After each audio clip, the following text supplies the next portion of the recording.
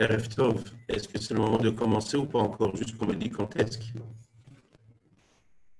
On attend encore une petite minute et on commence.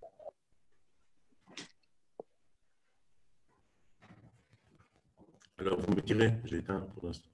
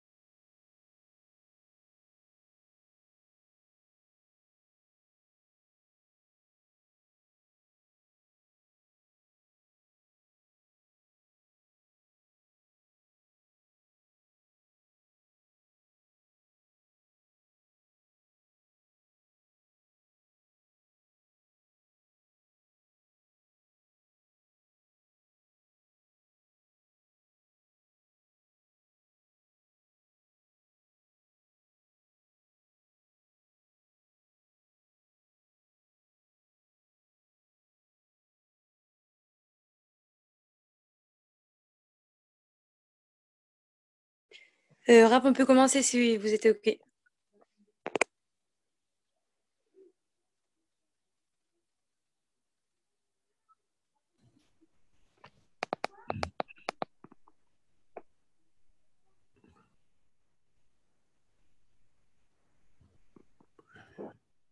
Alors, d'après ce que j'ai compris, il y avait des questions. Si on peut juste me dire Oui, voilà. Vous voulez faire une introduction ou je pose d'abord les questions? une introduction sur quoi? Je ne sais pas qu'est-ce que vous voulez, donc je ne peux pas faire une introduction. Dites-moi, c'est quoi? D'accord, vous n'avez pas dit de thème. OK, alors je commence les questions. Je vous dis tout de Pas suite. toutes les questions, mais même au moins celle que tu penses que c'est la plus importante. Commencez par celle-là. Et bien, attaché, on va essayer une derrière l'autre de pouvoir les faire, si on a le temps pour pouvoir. OK, d'accord. Alors, le thème entre des questions un petit peu, c'est par rapport au Shidurim, etc. Donc, la première question qu'on a reçue. Alors, quels sont les critères importants à rechercher chez un jeune homme?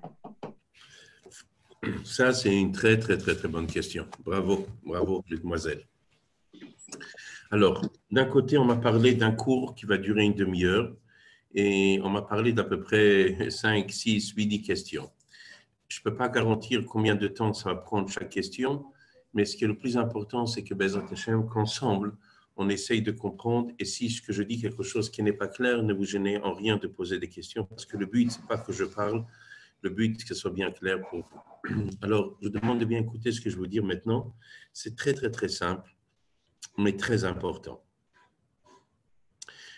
Et d'une manière générale, les gens, lorsqu'ils ont l'habitude de chercher un garçon ou de chercher une jeune fille, alors les gens, ils ont l'habitude de chercher quelque chose, par exemple, de ce qu'on appelle un garçon chassidique ou une fille chassidique ou un garçon qui a tel et tel mida, qui a achnasat orchim, qui a un bon cœur, qui est gentil, etc. Tout ça, c'est merveilleux. Mais je voudrais vous montrer une facette un tout petit peu différente de cela et qui est très, très, très, très importante. Lorsqu'on prend, on va prendre par exemple une jeune fille. Imaginons qu'un garçon cherche une jeune fille qui sache faire achnasat orchim. Et la jeune fille dit, moi, achnasat orchim, je sais faire. Venez voir chez moi à la maison. Tous les Shabbatot, Baruch Hashem, on est 30 personnes. Donc, Baruch Hashem, une table, 30 personnes, 30 invités, 30, 40 invités, c'est magnifique. Donc, lorsqu'une personne regarde une telle situation, qu'est-ce qu'il se dit? Il se dit, Baruch Hashem, c'est beau, une table de Shabbat avec 30 invités, 40 invités, ça c'est Mamash Achnasat Orchim. La même chose, si on va voir une personne qui dit, moi j'ai besoin de quelqu'un qui sache aider les gens, et on trouve une jeune fille, que Baruch Hashem, ou un garçon, qui va en Mivtsaïm et qui s'occupe des personnes un petit peu âgées pour leur apporter à manger, pour l'aider à manger, etc. Donc, qu'est-ce qu'on dit? Waouh, c'est beau, c'est magnifique. Une personne est en train de prendre une personne. Je choisis un garçon qui a des bonnes tendances et je vois que Baruch Hashem, ce garçon a des bonnes tendances. Il s'occupe, il fait Mivtsaïm, il fait telle et telle chose. Mais en vrai, c'est pas ça le plus important. Le plus important, c'est quelque chose d'autre. Et qu'est-ce que c'est cette autre chose? C'est à combien une personne est prête à changer. Le plus important, est-ce qu'une personne dans son cerveau, dans sa manière de regarder la vie et d'aborder le judaïsme dans sa vie, est-ce qu'il est prêt à changer? Et changer est la qualité la plus importante qui puisse exister. Et je vais donner un exemple simple de cela. C'est que, essayons de s'imaginer une jeune fille qui est habituée à recevoir 30 invités. Et qu'est-ce qui va se passer le jour où ça devra arriver à 35 invités? Puisque je suis habitué à 30 invités, et si demain j'arrive à 35, elle n'est pas habituée, elle va se dire, non, non, moi 30, 35, je n'accepte pas. Pourquoi? Parce qu'elle est figée dans un système. Ce qu'un garçon doit rechercher chez une jeune fille, et ce qu'une jeune fille doit chercher chez un garçon, ce n'est pas ce qu'il est. À part évidemment de ce qu'il est, parce que s'il a des mauvaises tendances, il n'est pas dans le bon chemin, il ne prie pas, il ne fait pas ce qu'il faut faire, ce que la Torah demande, évidemment que c'est négatif. Mais même s'il est dans le bon chemin, la question qui se pose, à combien il est prêt à changer? Et qu'est-ce que ça veut dire prêt à changer? Lorsque je parle avec lui, est-ce qu'il peut être à l'écoute de ce que je lui dis? Je vais lui montrer une facette un peu différente de ce qu'il était habitué, ou peut-être même plus que ça, différent de ce qu'il était habitué. S'il est positif, il dit, il n'y a pas de problème, je suis ouvert, je suis open, je suis ouvert à écouter une nouvelle vision des choses. Et peut-être jusqu'à maintenant, je me suis trompé. Si par contre, il n'est pas prêt à changer, donc n'importe quelle qualité qu'il a, cette qualité ne sera pas toujours véritablement une véritable qualité. Parce que la véritable qualité d'une personne, c'est la capacité de pouvoir changer. C'est pour cela que lorsqu'une jeune fille cherche un garçon, il y a deux choses à regarder. Première chose, évidemment, s'il est dans le bon chemin. Mais même s'il est dans le bon chemin, ça ne suffit pas. Un exemple le plus simple que nous connaissons, c'est ce que la Gemara nous raconte. Tout le monde connaît un grand tzaddik qui s'appelait Rabbi Akiva. Rabbi Akiva s'est marié avec une jeune fille qui s'appelait Rachel. Et dit la Gemara, Rachel, elle appartenait à une famille très, très, très riche. Et Rabbi Akiva, au moment où elle s'est mariée avec lui, il n'était rien de spécial. Et même plus que ça, il avait même un passé lourd. Et Rabbi Akiva et Rachel s'étaient mariés avec lui. Quand son père a entendu qu'elle voulait se marier avec Rabbi Akiva, avec Akiva de l'époque, elle a déshérité totalement. Il a déshérité sa fille totalement, à tel point qu'ils ont dû passer leur mariage dans une étable. Ils ont dû aller habiter dans une étable. Et la question qui se pose, mais qu'est-ce qu'elle a pris chez lui? Si on regarde à l'instant T, il est à peine Akiva. Alors comment elle peut se marier avec lui? Une fille intelligente, à tel point que dit la Gemara, que lorsque plus tard, on a dit à Rabbi Akiva, cette femme Rachel, qui a permis à son mari d'aller étudier 24 années, plus que 24 années, mais 24 années d'affilée. Et lorsqu'il est revenu dans la ville, et elle est venue pour se rapprocher de lui, les élèves l'ont repoussé. Et Rabbi Akiva dit, ne la repoussez pas. Sheli, veshelachem, shela. Mon étude à moi et votre étude à elle, ça lui appartient. Donc, elle n'était pas une personne qui a vu un beau garçon. Elle a dit, waouh, je suis tombée amoureux parce qu'il est beau. Ou parce qu'elle a vu qu'il était fort, elle est tombée amoureuse de lui. Non. Si elle était capable de laisser un homme 24 années étudier, c'est qu'elle n'a pas cherché un beau garçon. Elle n'a pas cherché un garçon qui avait de l'argent puisque Bémet, il n'en avait pas. Elle a cherché quelque chose, elle a vu quelque chose de particulier. Et la preuve, il est devenu Rabbi Akiva. Et qu'est-ce qu'il avait de spécial sur Rabbi Akiva? C'est qu'il était capable. Elle a vu en lui une personne qui est à l'écoute. Qui est à l'écoute et qui est prêt à dire, attends, j'ai un mouvement, j'ai une manière de regarder, j'ai une manière de réfléchir, j'ai une manière d'aborder les choses. Et une personne en face de moi me dit quelque chose, waouh, c'est bizarre. C'est pas comme j'ai l'habitude de penser. C'est différent de ce que je suis habitué à réfléchir. Et là, ouais, c'est vrai. J'accepte ce que tu dis, c'est beau, c'est vrai. Ah, mais pendant des années, j'étais habitué à quelque chose. Et là, soudainement, je dois pas arriver à changer. Mais c'est ça la grandeur. L'exemple le plus flagrant pour nous, Chassidim, c'est l'arrivée du Baal Shem Tov. Qu'est-ce qu'il a fait le Baal Shem Tov? Il est arrivé et il a montré une nouvelle facette. Le monde entier l'a montré au monde entier, une nouvelle facette. Si le monde entier est figé de ce qu'il connaissait, et tous des Talmidei Chachamim, des Géonim, des Talmidei Chachamim Matsumim, et comment c'est possible qu'ils ont eu un problème de recevoir le Baal Shem Tov? Comment ça se fait qu'ils ont un problème d'accepter le Baal Shem Tov? Réponse, parce qu'ils étaient figés. Ah, ils connaissent tout le Talmud par cœur, ils connaissent tout le Shulchan Aruch par cœur, ils font des mitzvot, mi-bokir à derev du matin au soir, et ils ne font pas des averot. Comment c'est possible? Pourquoi ils n'ont pas reçu le Baal Shem Tov? Parce qu'ils étaient figés. Figés à la non-écoute. Lorsqu'une jeune fille cherche un garçon, évidemment qu'elle doit chercher des qualités. Mais la qualité la plus importante, est-ce qu'il est capable d'être à l'écoute? Demain, la jeune fille, vous allez dire quelque chose au garçon. Est-ce que ce garçon est capable d'écouter ce que vous allez lui dire? Ou lorsque vous allez parler à un mur. Ah, il va se cacher derrière une sikha, derrière un mamar, derrière une gemara, derrière un shulchan aruch, et pour être complètement fermé, bunkérisé de ce que vous allez lui dire. Comment il va être à l'écoute de sa femme? Comment il va être à l'écoute de ses enfants? Et aujourd'hui, on le voit. Ceux qui ont la tzlacha, c'est ceux qui sont à l'écoute. Et une des choses que dit la halakha, lorsqu'un enfant il commence à savoir parler, qu'est-ce qu'on lui apprend? Torah, Tziva, l'Anu, Moshe. Et deuxième chose, qu'est-ce qu'on lui apprend? Shema Israël, écoute, écoute. La capacité d'écouter est la capacité la plus profonde qu'il y a chez un homme. La halakha préconise que si une personne, on prend une personne, et cette personne-là, que Dieu préserve, on la rend aveugle. Donc, dit la halakha, il faut payer. Il y avait une personne qui était clairvoyante, tu l'as rendue aveugle, il faut payer. Combien on paye si on a rendu une personne aveugle? Dit la halakha, c'est simple. On calcule qu'est-ce qu'il était, qu'est-ce qu'il valait en étant clairvoyant, qu'est-ce qu'il est devenu en étant non clairvoyant, et cette différence, elle doit payer. Par exemple, si une personne est vendue, un homme qui a des bras, qui a des pieds, qui voit, on le vend à combien? On le vend, disons, 100 euros. La même personne qui n'a pas des yeux, on va le vendre, pas 100 euros, on va le vendre 40 euros. Donc, je lui fais perdre combien de sa valeur, dit l'halakha? 60 euros. Je dois payer 60 euros.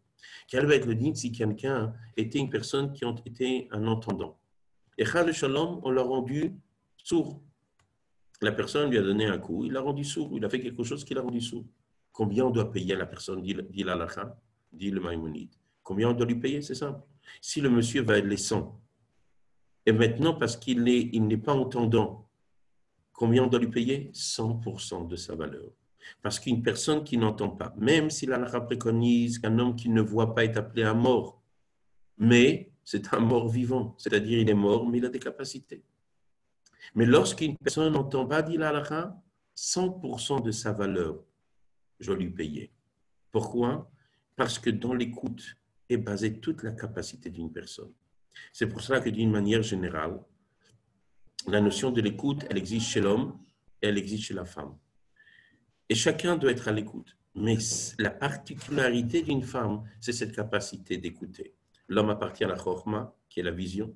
La femme appartient à la bina, qui est la notion de l'écoute. Et cette notion, cette capacité d'être à l'écoute appartient particulièrement à une femme. Donc, lorsqu'une jeune fille doit chercher un garçon, ce qu'elle doit chercher, est-ce que ce garçon est capable, est-ce qu'il est prêt à progresser?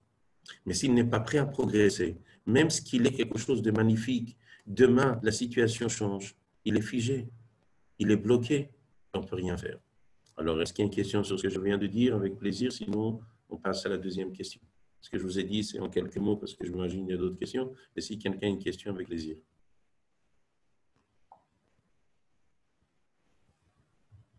Est-ce qu'il y a une question sur ce qu'on vient de voir?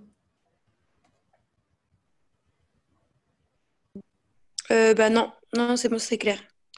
Khazak.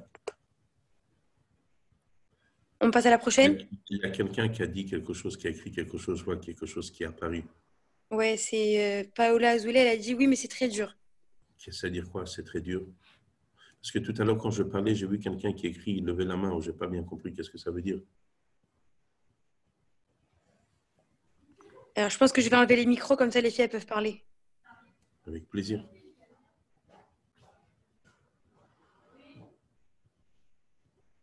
Donc, c'est quoi la question? J'ai pas eu le temps de lire, Mechila.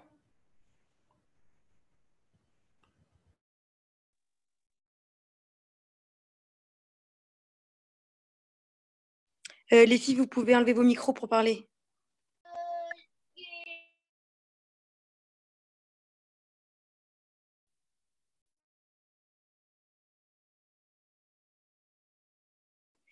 Bon, non, ok, il n'y a pas de question. Là, on passe à la suivante.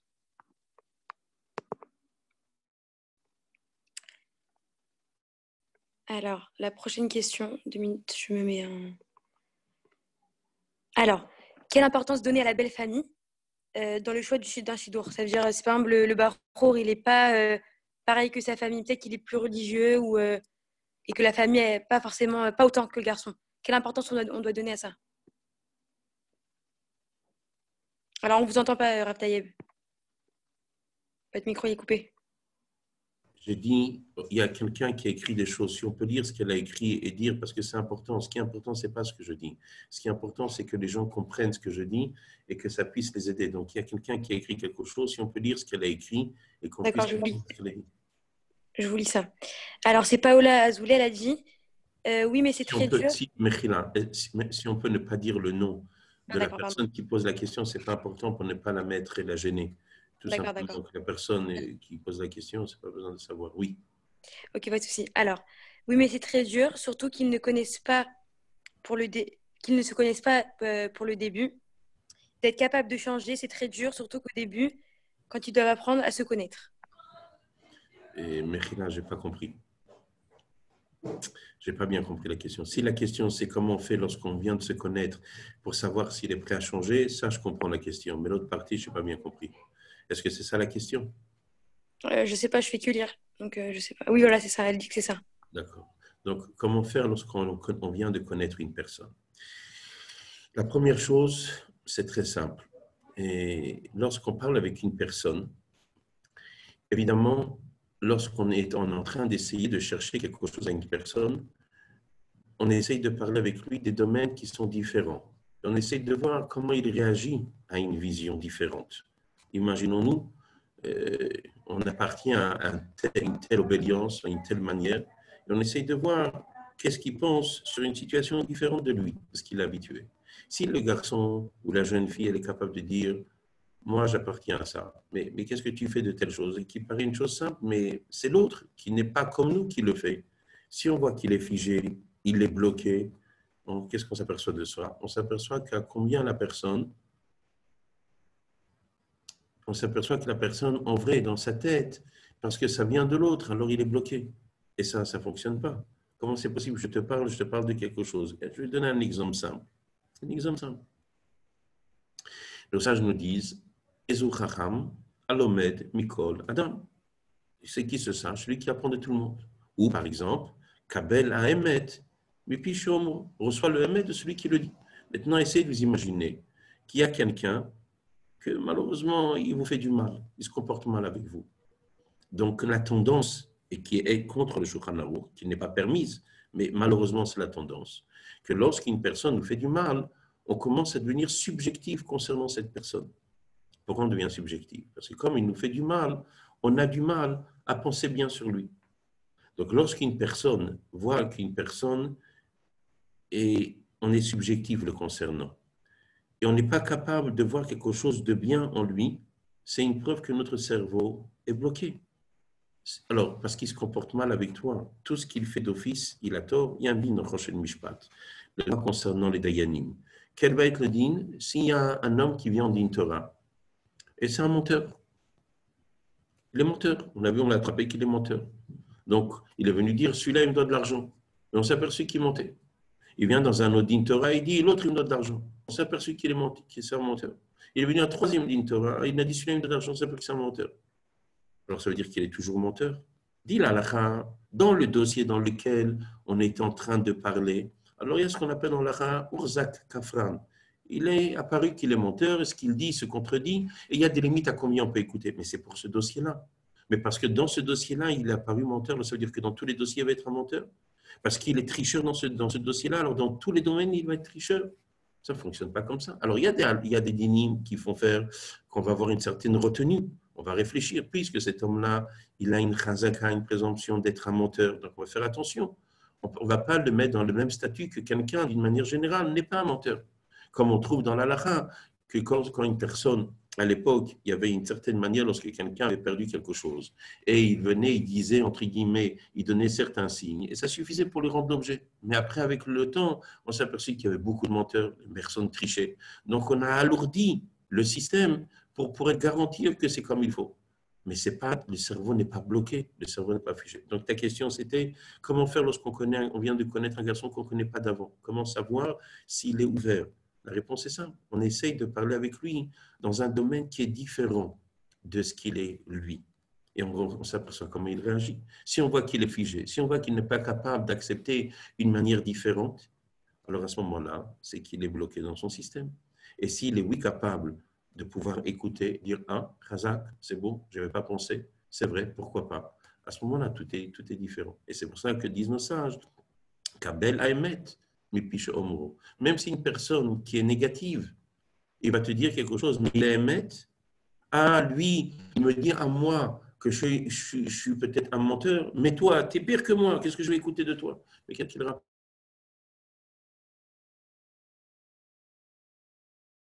Parce que lui, il est menteur, toi, tu ne peux pas être menteur. Quelque chose, me faire une remarque, et ce qu'il dit est vrai, et donc je dois être à cette écoute-là. Est-ce que je suis clair, Tzedeket? Pour celle qui a posé la question. Razak. La question d'après? Ok, alors 2 minutes. Je la mets sous mes yeux. Alors, quelle importance donner à la belle famille dans le choix d'un chidour? Par exemple, si le garçon, il est, entre guillemets, il est un petit peu plus religieux que sa famille ou qu'il y a pas un petit décalage ou un grand décalage, quelle importance on doit donner à la belle famille? Alors, d'une manière générale, je vais dire une chose et son contraire, et après je vous montrerai l'équilibre à l'intérieur de ça. Une des choses qu'il faut savoir, c'est que nous sommes dans une génération, en général, très difficile. Ce que nous vivons aujourd'hui, quand je dis aujourd'hui, je ne parle pas de maintenant, le confinement, la maladie et choses, je dis de manière générale, nous sommes dans une génération très difficile. Pourquoi nous sommes dans une génération très difficile? Parce que jusqu'à il y a 50 ans, il y a 70 ans, il y a 80 ans, tout le monde vivait dans ses pays respectifs. C'est-à-dire l'Algérien habitait en Algérie, le Tunisien en Tunisie, le Marocain au Maroc, le Galicianer, celui de Galicie, habitait en Galicie, celui qui habite en Pologne était en Pologne, etc. Et pas simplement que chacun, il habitait dans le pays où il habitait. Il y avait plus que cela. Il y avait à l'intérieur de son propre pays, il y a des villes. Lorsqu'on va dire à quelqu'un de Marrakech, tu es de Casablanca, il va dire, ah non, moi je ne suis pas de Casablanca, moi je suis de Marrakech. Je suis Marachi, moi il ne faut pas me... On va dire un Tunisien, tu es de un Oranais et un de Alger, c'est aussi chacun est différent. Vous allez en Russie, de telle ville, chacun est différent. Donc avant, les gens habitaient dans des endroits bien précis. Et lorsqu'ils se mariaient, ils se mariaient avec des jeunes filles ou des garçons qui étaient leurs voisins de palier, c'est-à-dire ils se mariaient avec la fille du voisin ou avec le fils du voisin. Et donc l'écart qu'il y avait entre ces deux familles était minime. Lorsque la jeune fille préparait des boulettes, elle préparait comme chez sa maman. Mais les boulettes de sa maman, c'était les mêmes boulettes que sa voisine. Donc lorsque le garçon se mariait, en fin de compte, il avait juste une sensation que c'est pas sa mère qui fait la boulette, mais c'est l'autre, mais la boulette, c'est la même. La manière d'être habillé, la manière de réfléchir, on achetait le pain au même endroit, on est habillé aux mêmes choses. Donc l'écart qu'il y avait était minime. Et donc, cela aidait que lorsqu'il y avait certaines difficultés au sein du couple, il y avait une plus grande facilité pour surmonter ces difficultés parce que l'écart était minime.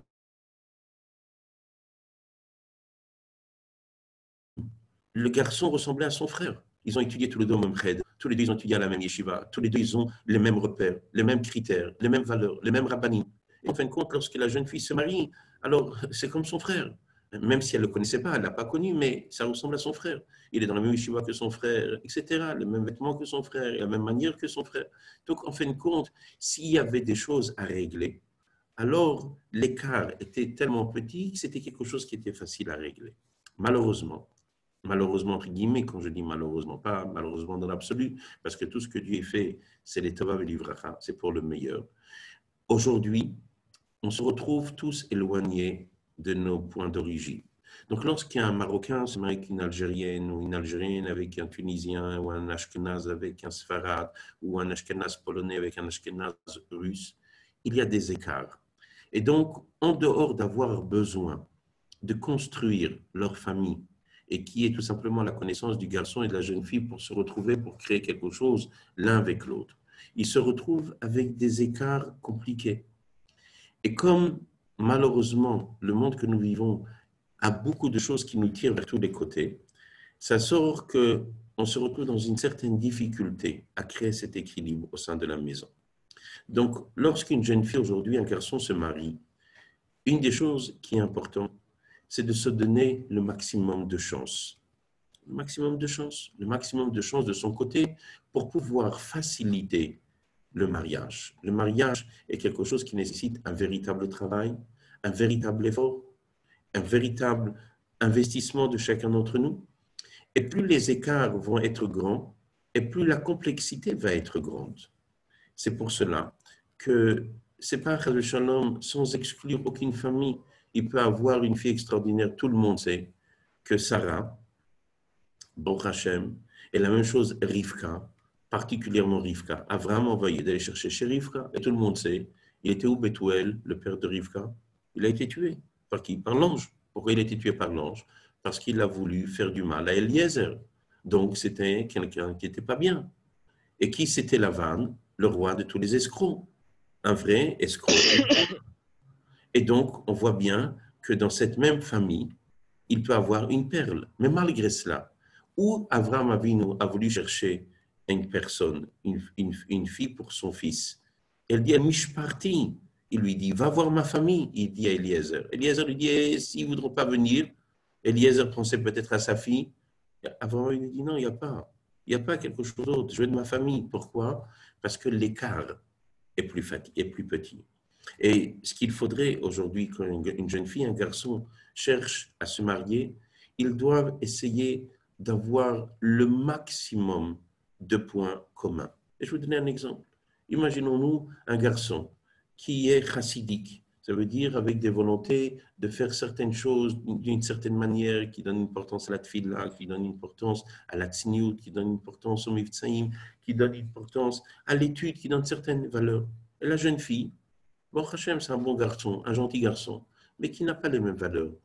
Donc, vous imaginez le conflit qu'on va créer. Après, ils vont avoir une belle famille. Dans cette belle famille, que même le garçon et la jeune fille sont comme il faut, mais les grands-parents, ils sont gentils, mais peut-être ils ont des valeurs différentes. Ils ne vont pas faire attention à telle chose, à telle chose. C'est des choses qui peuvent rendre compliquées les choses. Ça crée de la tension. Et donc, l'enfant va se retrouver à, quand tu vas chez papy, mamie, il ne faut pas regarder ci, il ne faut pas manger ça, il ne faut pas faire ci, il ne faut pas faire ça. C'est des choses compliquées.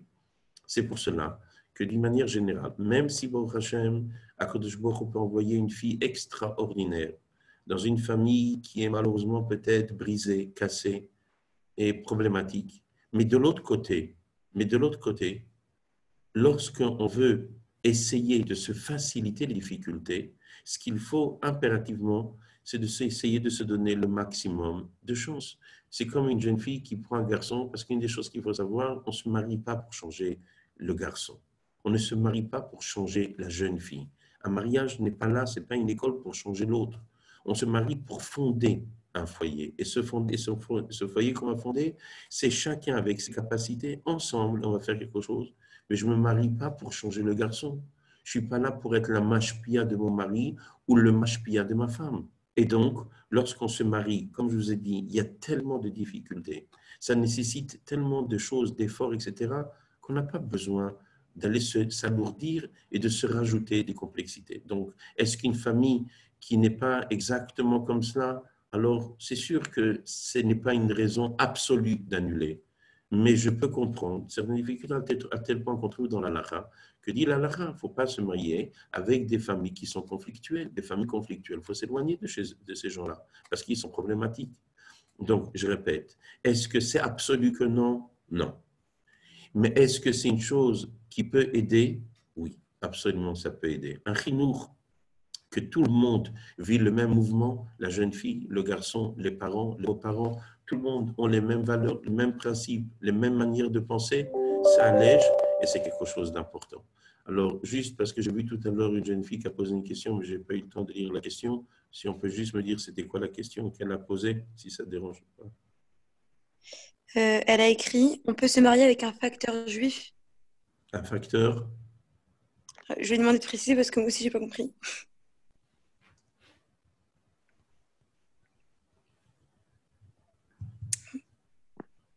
Si vous voulez, on peut passer à la prochaine question et on revient si elle me répond. Il n'y a pas de problème. Avant ça, juste une question. Est-ce que c'est clair ce que j'ai dit avant qu'on avance?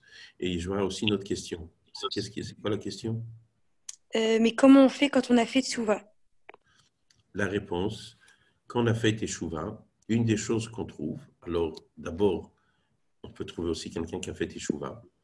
Et généralement, lorsqu'on a fait Teshuvah, on a un certain niveau, on a un certain entrain.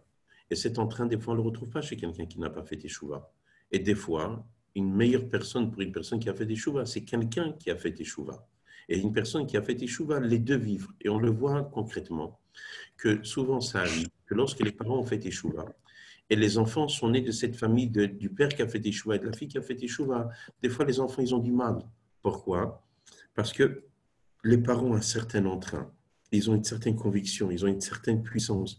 Et que les enfants qui vont naître, ils vont avoir un décalage parce qu'ils n'ont pas cette même sensation. Pourquoi? Parce qu'ils n'ont pas eu besoin de combattre, de lutter pour exister, pour pouvoir être ce qu'ils ont besoin d'être. C'est pour cela que des fois, on trouve aussi cet écart. Donc, quelqu'un qui a fait Teshuvah, ce n'est pas un problème. Il peut trouver quelqu'un qui a fait Teshuvah comme lui et de présenter Hachem, de construire un foyer. Maintenant, si après, Baruch Hachem, ils ont trouvé quelqu'un qui n'est pas dans le monde de la Teshuvah, quelque chose d'autre, il n'y a pas de défaut dans cela. Mais des fois, c'est un avantage aussi, parce qu'ils ont les mêmes manières de réfléchir et ils ont toutes les choses qui vont dans leur bon sens. J'ai vu une autre question, mais je n'ai pas eu le temps de lire, Mechila.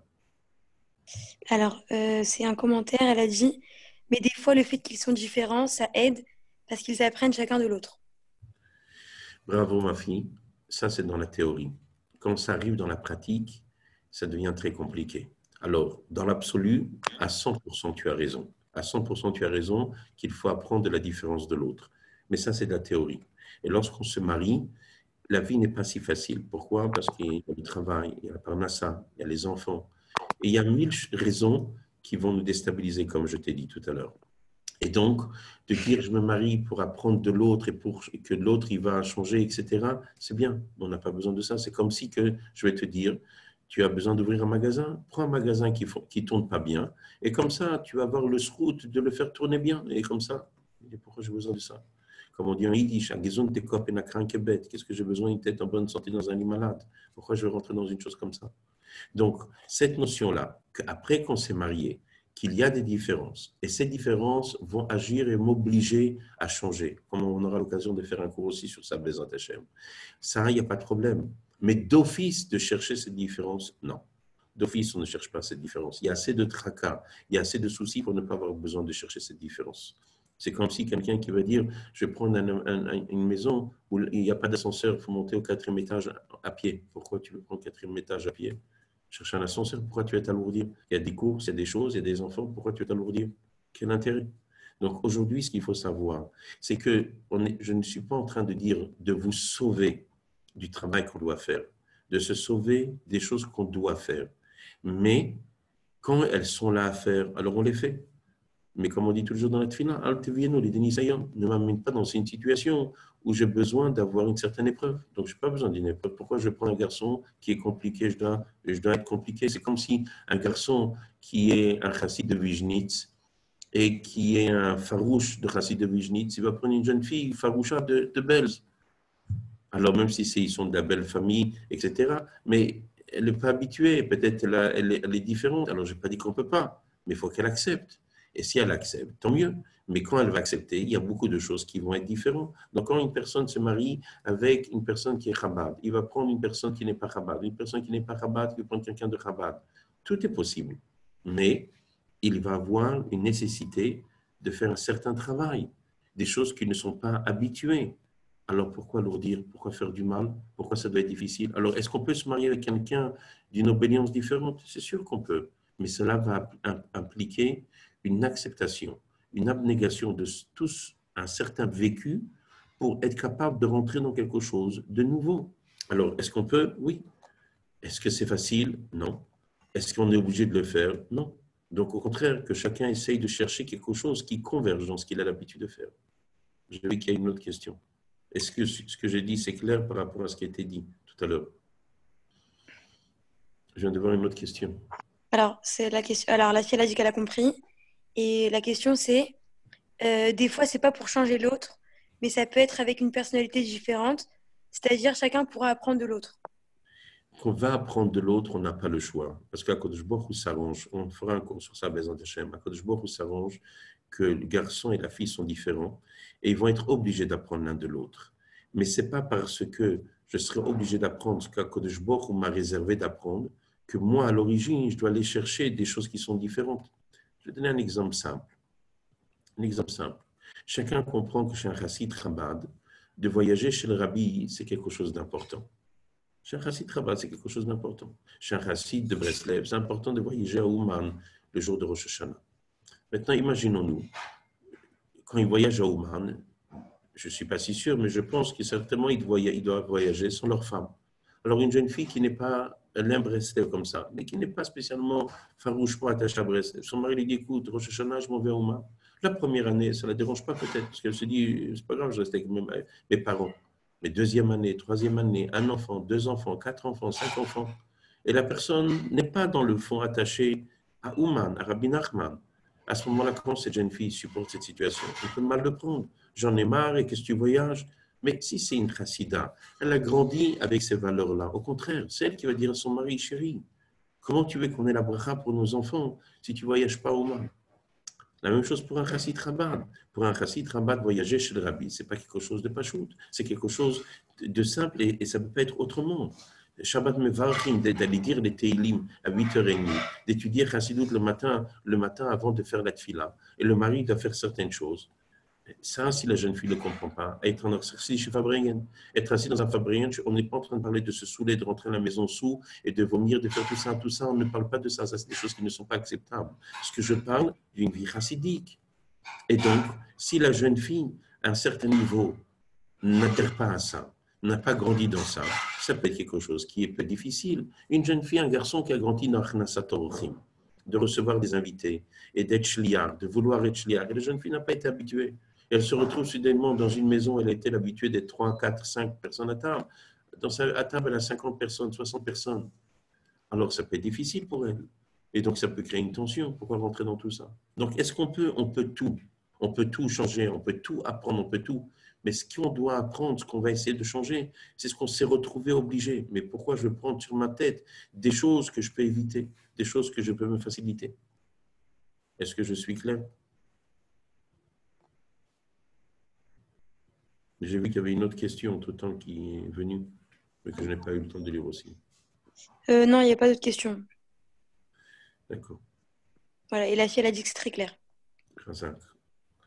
Et une autre question, parce que là, il est déjà moins quart, donc je n'ai pas un problème de répondre encore une autre question, c'est à vous de voir, est-ce qu'il vous reste du temps ou on va passer. Oui, on a du temps, c'est vous nous dites. Alors, on va faire encore une autre question, Bezat Hashem. Ok, alors, comment bien se connaître? Une chose très importante, pardonne-moi ma fille, Oui, bien sûr, très bien sûr. important, je vais être sûr que tout le monde comprend. Et s'il y a une question, il ne faut pas être gêné de poser. Je sais répondre, je réponds, je ne sais pas répondre, je dis je ne sais pas. Mais le plus important, ce n'est pas ce que je parle. J'ai besoin d'être sûr que vous compreniez parce que si je fais le Zoom, c'est pour vous, ce n'est pas pour moi. Je ne cherche pas à le faire. Je cherche juste à aider et il faut être sûr que ça vous aide et que c'est bien clair pour vous. Donc, vous ne gênez pas à poser les questions et surtout, n'ayez pas de tabou de rien du tout. Bon, Hachem, on est là pour ça, les rabbinim sont là pour répondre et s'ils ne savent pas, alors ils diront je ne sais pas. Mechila. Ok, je peux vous poser une question, s'il vous plaît? Au bout de combien de rencontres, eh ben, on doit savoir plus ou moins si c'est la bonne personne ou pas pour nous? Très bonne question. Toutes les questions que vous avez posées jusqu'à maintenant étaient aussi très bonnes. La seule chose que je voudrais dire, c'est que le nombre de fois va être basé sur un élément très important, lequel, c'est que lorsqu'une jeune fille va dans un chidour, alors, il y a la jeune fille qui va dans un chidour où on lui a proposé n'importe quoi. Et donc, elle va déjà dans un chidour, elle s'aperçoit que Bichlal, ça commence même pas. Ça ne lui plaît pas physiquement, ça ne lui plaît pas à lui physiquement, ça ne lui plaît pas à elle physiquement. Ou Bichlal, la qualité du garçon ou la qualité de la jeune fille n'était pas du tout ce qu'il recherchait. Bon, ça, c'est déjà d'office, j'exclus cette situation parce que normalement, dans la normalité des choses, il faut qu'avant d'aller dans un chidour, il y a déjà un vrai travail qui a été fait. C'est-à-dire quoi, un vrai travail qui a été fait? C'est que la jeune fille, avant d'aller rencontrer un garçon, elle a déjà enquêté que ce qu'elle va aller voir, dans l'absolu déjà, il a officiellement les critères qui lui conviennent. Seulement, ce n'est pas parce qu'il a les critères qui lui conviennent que ce garçon lui plaît. Comme dans n'importe quelle chose, une nourriture, elle peut être bonne, un vêtement, il peut être beau, une voiture peut être belle, une maison peut être belle. Elle a tous les critères. Elle a une cuisine, elle a une salle de bain, elle a des chambres. Tout est très bien. Et même c'est du neuf. Mais ce n'est pas parce que c'est du neuf que ça peut être mon goût. Ça peut être neuf, c'est beau, mais ce n'est pas mon goût, ce n'est pas ce que je recherche. Alors, d'une manière générale, lorsqu'une jeune fille va dans un chidour, dans un garçon, ou d'un garçon qui va dans un chidour, déjà, à l'origine, il a fait un travail en amont pour être sûr que ce qu'il va aller voir est déjà, dans l'absolu, ce qu'il recherche.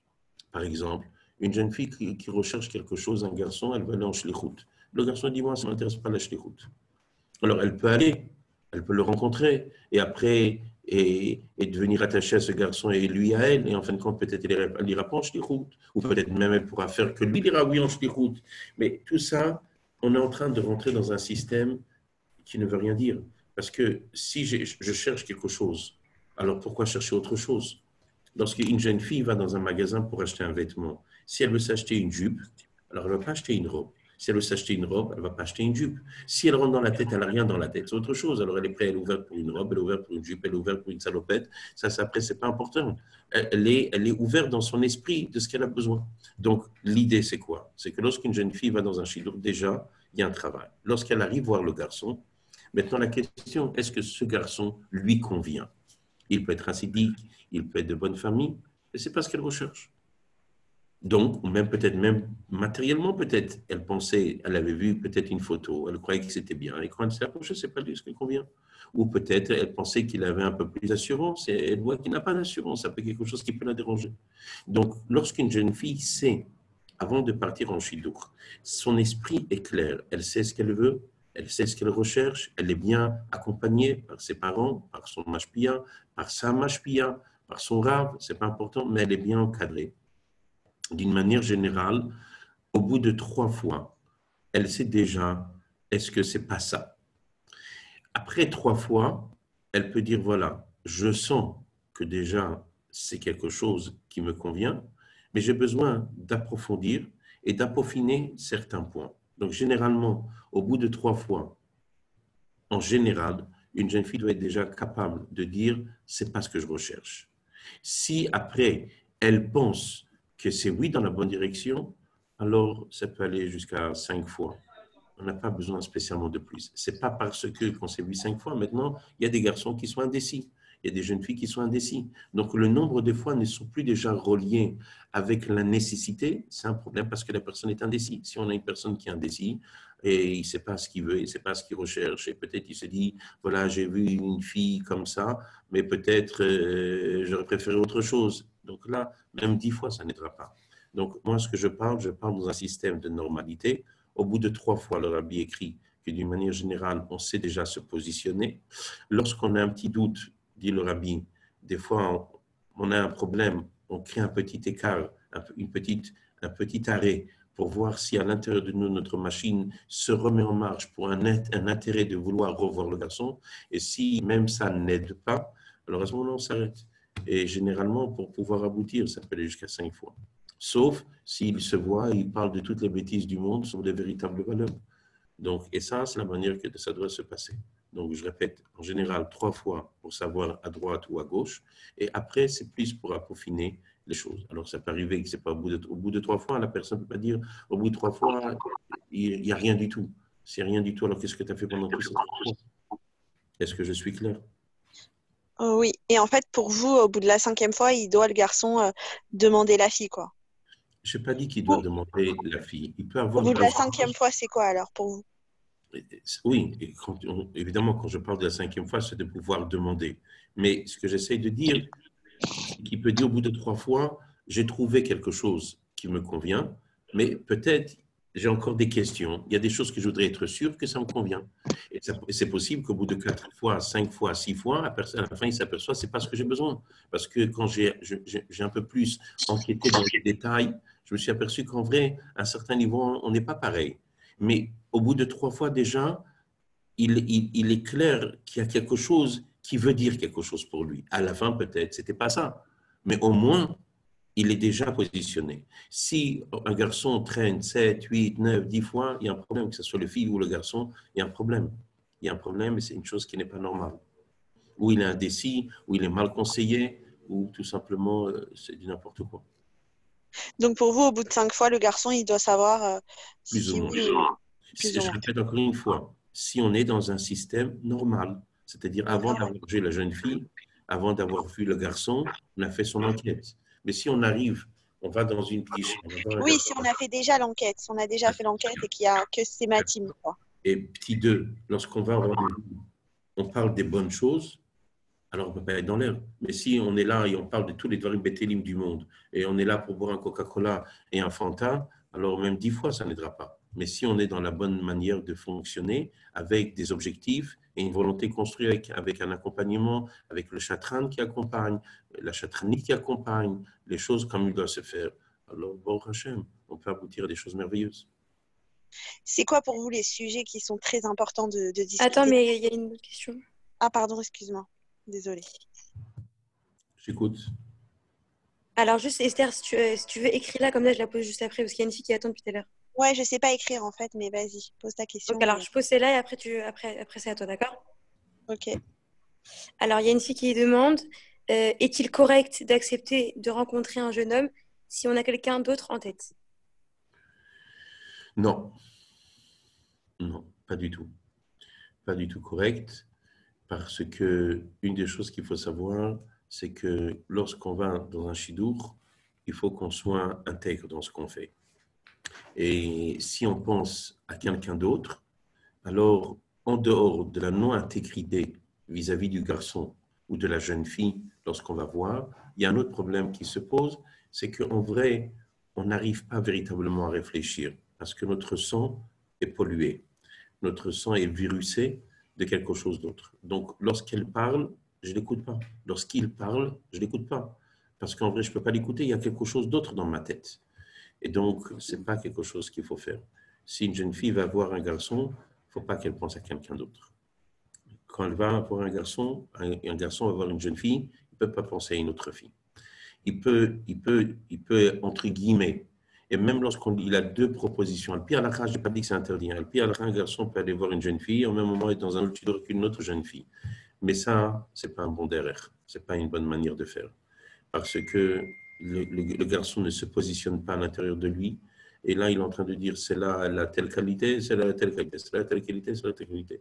On ne fonctionne pas comme ça. Et il y aura une troisième qui aura d'autres qualités, c'est où la limite? Non, quand un garçon va dans un chidour, une jeune fille va dans un chidour, il faut impérativement se libérer de toute notre autre notion et être entièrement dans ce qu'on fait. Et si on ne le sent pas, donc on n'y va pas. Ok, et pour vous, c'est quoi les sujets très importants de discussion dans un chiffre qui sont fondamentales? À part éducation. La seule chose qu'il faut déjà, c'est de savoir est-ce qu'on a un repère commun. Est-ce que la Torah, quels sont ce qui va demain? Le garçon pense blanc, la jeune fille pense jaune. C'est qui démêle et qui départage dans une telle situation? Si le repère du garçon, c'est sa tête, et elle a dit c'est ma tête, donc comment on fait demain? Quand un pense d'une manière et l'autre il pense d'une autre manière, ils sont voués à un échec. Donc pour qu'ils puissent réussir à s'en sortir, il faut que les deux aient un critère commun. C'est-à-dire, on se dit, toi et moi, demain on a une question. C'est qui notre repère? C'est le Shulchan Aruch ou c'est le dictionnaire? C'est qui va être notre repère? Si on a un repère commun, alors je n'ai pas à m'inquiéter. Même si aujourd'hui, on croit être d'accord, même si demain on a un désaccord, ce n'est pas un problème.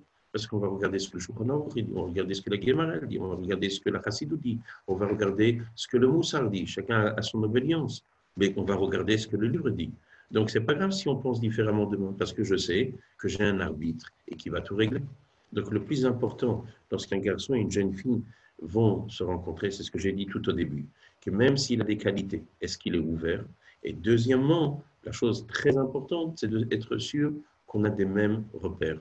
Imagine-toi un garçon, demain le matin, il se lève, il dit moi, je ne veux pas de tzitzit. Qu'est-ce qu'elle fait, la jeune fille? Ou la jeune fille se lève un matin, elle dit non, je ne veux plus mettre de perruque, je veux la tête découverte, qu'est-ce qu'on fait? C'est la guerre dans la maison. Mais comment on arrive à une telle situation? Alors, Chaz Shalom, il peut toujours avoir un cas où une personne était dans le bon chemin et qui a dérapé. Mais je parle d'une manière générale. Je ne parle pas d'une extrême. C'est quoi le principe? Dans la table de Shabbat, qu'est-ce qu'on fait? À quelle heure on prie? À quelle heure on prie pas? C'est qui le repère? En dehors de ça, où on va mettre les enfants dans l'école? On les met à l'école, on les met au Kheder, qu'est-ce qu'on fait? Les jeunes filles dans telle école, dans telle école. Donc, quel va être le repère pour décider à l'intérieur de notre maison comment on va fonctionner? Donc, si on a un repère commun, on a évité. On n'a pas de repère commun, on se retrouve avec un problème. Je suis clair? Oui, merci beaucoup. J'ai vu une autre question qui est passée. Alors, ouais, je vous pose ça tout de suite. Alors, comment faire quand on doit oublier un chidour, qu'on pensait que ça allait se concrétiser et qu'on a du mal à passer à autre chose? La question, c'est pourquoi il ne s'est pas concrétisé.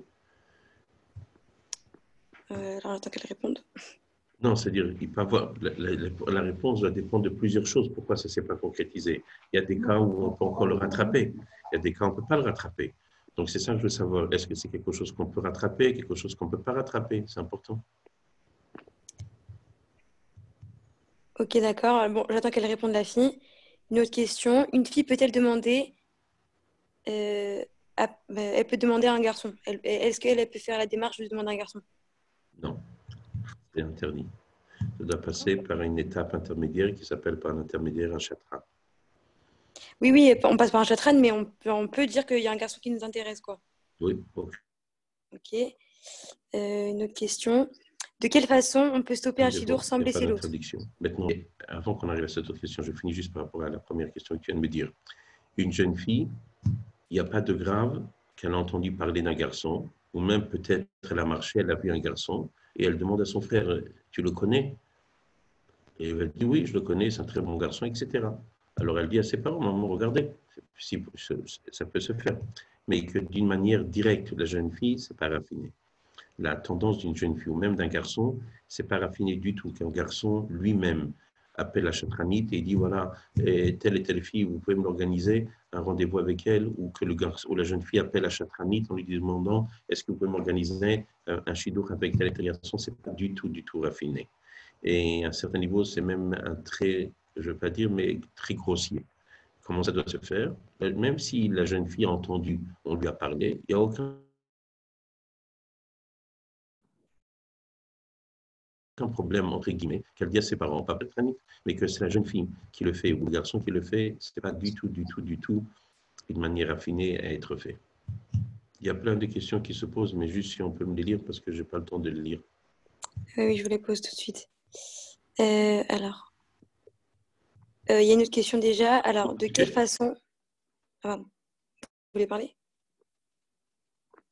Juste une chose, Mechina, ma fille. Oui.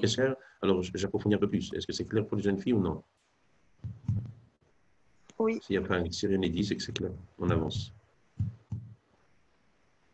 C'est quoi la question? Alors, ok. De quelle façon on peut stopper un chidour sans blesser l'autre? C'est-à-dire, ça dépend le cas. C'est-à-dire quoi? De quelle façon de stopper un chidour sans blesser l'autre? D'une manière générale, si je peux me permettre, pour éviter tous ces problèmes-là, tout ça, ça fait partie, entre guillemets, de la bonne construction du chidour. Un exemple. Lorsque le garçon et la jeune fille vont au rendez-vous, mais la chatranite explique au garçon et à la jeune fille, c'est pas à eux de fixer le prochain rendez-vous. Et lorsqu'ils quittent, ils se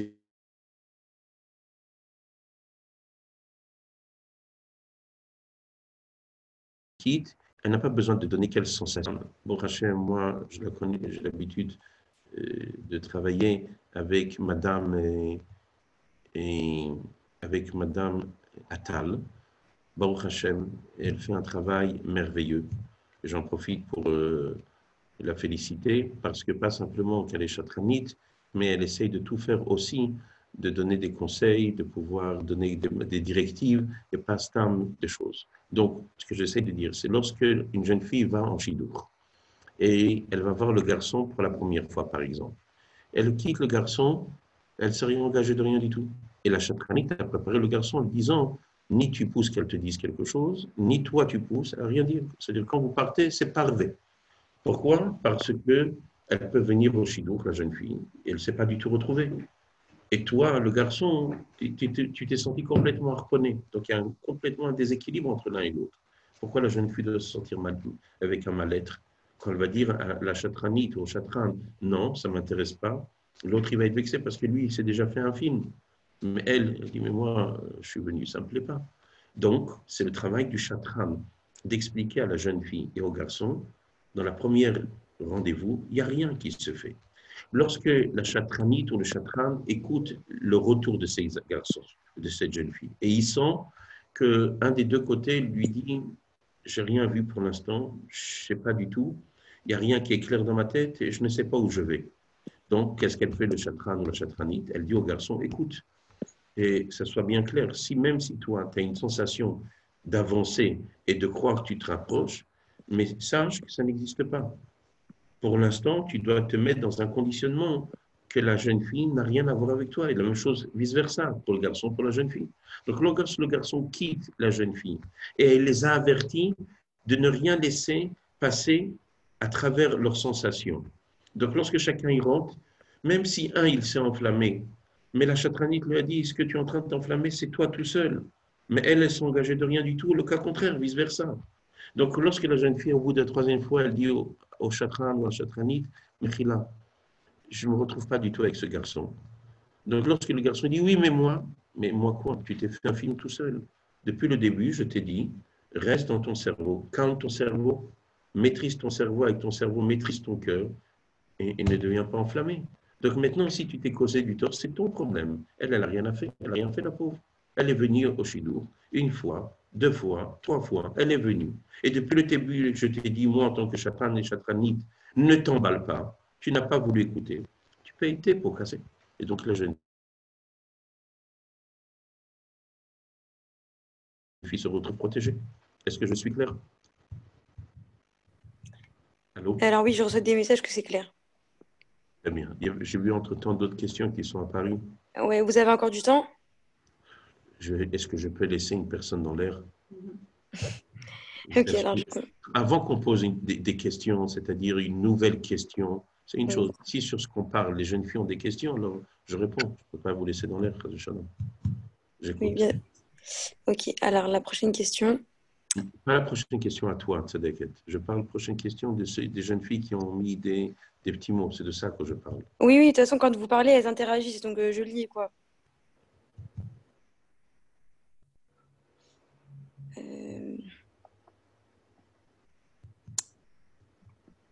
Alors, il y a une fille qui a demandé comment garder le bitachon que je vais trouver mon khatan. À part ça, il n'y avait pas une autre question qui était posée? Je ne sais pas que j'en connais avec cette question avec plaisir, mais juste, je parle au moment où je parlais, il y a quelqu'un qui a posé des questions. Non? Si, mais en fait, il y a plein de messages en même temps, donc c'est un peu compliqué de tout lire. Ben, c'est pas grave, on est là pour ça. C'est pas compliqué pour moi, ça va pas devenir pour toi. Mais en fait, elle pose des questions. Quand vous parlez, elle pose des autres questions. Enfin, les intérêts. Enfin, D'accord, qui ne sont pas reliés. ouais. Alors, viens, on va finir sur cette question-là qui a été posée concernant le bitachon. Alors, répète-moi la question. Alors, comment garder le bitachon que je vais trouver mon khatan? Razak. Alors, c'est une très bonne question, Tzedeket, pour la jeune fille qui a posé la question. Et je voudrais te poser une petite question, à celle qui a posé cette question. Bezrat Hashem, tu vas te marier, tu vas avoir des bons enfants en bonne santé, qui vont aller dans le Derech à Torah, comme le Rabbi veut, et de vrais chassidim, etc. Maintenant, je voudrais juste te poser une question. Est-ce que tu peux t'imaginer vouloir faire du mal à tes enfants en tant que maman? Évidemment que non. Tu veux le meilleur pour tes enfants. Et malgré ça, tu n'es qu'une femme, Bassar Vadam. Tu es une femme qui est faite de chair et de sang. Et malgré cela, en tant que mère, tu as une sensation, un attachement à tes enfants de voir le meilleur pour eux. Imagine-toi à Kodesh Baruch Hu, qu'il n'est pas Bassar Vadam, et qu'on a appelé ses enfants. Et de quelle manière on a appelé ses enfants? On a appelé Ben Zekunim. Nous sommes les enfants, comme une personne âgée qui a eu un petit enfant. Donc, imagine-toi l'attachement qu'Akadosh Baruch Hu il a avec nous. Et puisqu'Akadosh Baruch Hu il a un attachement si profond, si puissant, inconditionnel, alors comment on peut avoir un doute sur Akadosh Baruch Hu? Maintenant, tu vas me dire, oui, mais voilà, on a trouvé des jeunes filles que peut-être ils ne se sont pas mariées. Alors, deux choses. Première chose, je ne sais pas comment on peut penser qu'il y a tellement de jeunes filles qui ne se sont pas mariées ou tellement de garçons qui ne se sont pas mariés. Ce qu'on voit, c'est des jeunes filles qui ne sont pas mariées et des garçons qui ne se sont pas mariés. Mais est-ce que ce sont des jeunes filles qui n'ont pas eu des propositions et pour cela elles ne se sont pas mariées, ou des garçons qui n'ont pas eu des propositions et qui ne se sont pas mariés, ou ce sont des personnes qui ont eu des propositions, mais comme ils n'étaient pas au bon endroit, ça n'a pas aidé. Je vais te donner un exemple. Essaye de t'imaginer quelqu'un qui prend une voiture, mais chaque fois qu'il prend la voiture, il est sous. Chaque fois qu'il est sous, il fait un accident. Qu'est-ce qu'il dit? Les voitures, c'est pas bon les voitures. Faut jeter les voitures.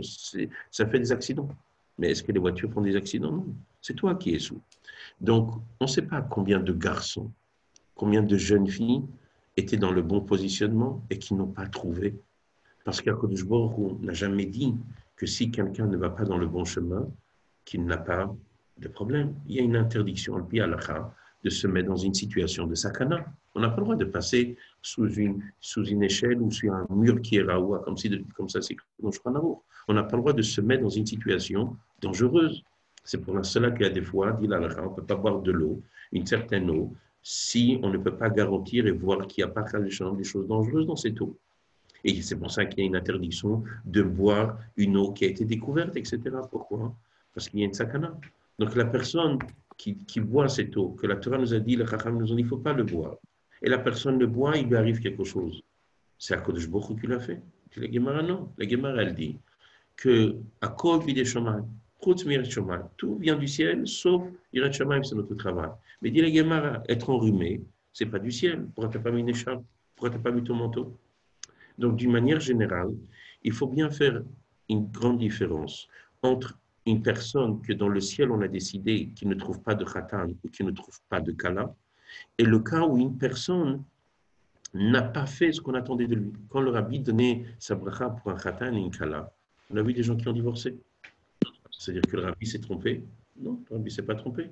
Mais ce n'est pas parce que le rabbi a dit oui que c'est ton nitzutz, c'est ta demi-neshama, c'est ta deuxième partie.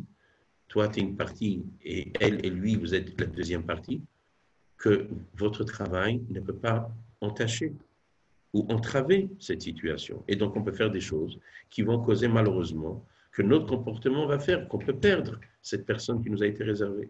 Donc, ce qu'il faut bien comprendre, première chose, Akadosh Baruch Hu, si nous, on est capable d'aimer nos enfants, lui nous aime à l'infini. Donc, comment je peux perdre ma confiance dans quelqu'un qui a un amour inconditionnel pour moi? Donc, je ne peux pas perdre ma confiance en lui. Je peux perdre confiance en moi, mais pas en lui. Je peux me poser des questions. Est-ce que moi, je suis dans le bon chemin? Mais que lui, il est dans le bon chemin? Non. Sur lui, je n'ai pas de questions. Ça, c'est pire. Petit 2. Est-ce qu'il y a une personne qui ne peut pas trouver? Je ne sais pas combien de personnes, mais à chemin dans le ciel, on a décidé qu'ils ne trouveront pas. C'est minime. Et nous, alors chacun peut dire peut-être je serai ce minime-là. Mais la Torah, d'abord, d'une manière générale, on n'a pas rentré dans ces calculs-là. Parce que tout peut arriver. Tout peut arriver. Mais si tout peut arriver, alors on ne prend pas la voiture parce que peut-être il peut y avoir un accident. On ne prend pas un avion. Et on voit que la halakha ne dit pas interdiction de prendre un avion. Alors il y a une file à derrière avant de prendre l'avion. Mais quand on prend l'avion, on connaissait beaucoup de personnes qui sont sorties d'un crash d'avion? Non. Alors, comment on peut prendre un avion? Alors, c'est vrai que dit le rabbi, il faut qu'il ait des réacteurs un peu plus qu'un de chaque côté, etc., pour garantir ce sauvetage. Mais de l'autre côté, un avion, c'est gravissime, c'est dangereux. Il y a une bracha lorsqu'on prend la mer, il y a une bracha lorsqu'on sort du bateau, on fait une bracha. Yordéaya, lorsqu'on passe dans le désert, il y a une bracha. Mais la halakha ne nous a pas dit qu'on ne peut pas le prendre. Et si c'est un danger, alors il ne faut pas le prendre. C'est-à-dire, en d'autres mots, combien de personnes dans le ciel ont décidé qu'ils ne se marient pas, qu'ils ne trouvent pas leur khatan, leur kala? Je ne sais pas, c'est minime. Et nous, on n'a pas rentré dans cette dimension minime qui existe. Seulement, ce qu'on peut, oui, voir, c'est des gens qui ne sont pas à l'écoute de ce qu'Akadosh Baruch Hu demande. C'est-à-dire parce que leur tête n'est pas au bon endroit. Combien de fois un garçon, il boit, sa femme le quitte. Et pourquoi tu as vu? Mais elle s'est mariée avec toi. Ah, tu te retrouves divorcé, mais ce n'est pas elle qui a divorcé, c'est l'alcool qui t'a fait divorcer. C'est toi qui dois faire et réfléchir différemment. Est-ce que je suis clair? Donc, d'une manière générale, la réponse est qu'on n'a pas à s'inquiéter. On peut faire confiance à 100%. Et Bezat Hashem, un beau chidouk pour toi, pour toutes les jeunes filles qui sont ici sur dans le Zoom, etc., et dans le monde entier, Bezat Hashem. S'il y a une question sur ce que je viens de dire, sinon on va Bezat Hashem laisser peut-être pour la prochaine fois, un petit peu, comme ça vous aurez encore Je d'autres voulais poser une question, Oui, enfin une dernière question. Est-ce Lynette. que quand vous avez dit qu'au bout de la 5e rencontre, le garçon, il doit savoir s'il veut continuer ou pas, et donc de ce fait, vous avez dit qu'il doit, à la 5e rencontre, demander la fille. Est-ce qu'il la demande genre sur le tas ou il va toujours passer par le chatran?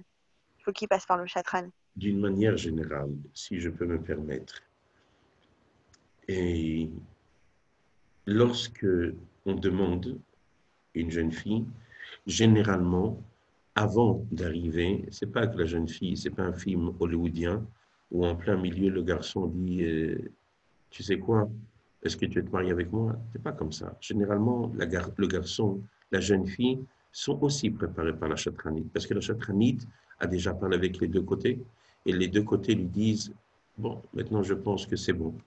Et elle dit, et toi, moi aussi je pense que c'est bon. Donc si vous pensez que c'est bon, alors Bezat Hashem, quand vous allez vous voir, vous pouvez vous dire que Bezat Hashem c'est bon et d'aller dans le bon sens.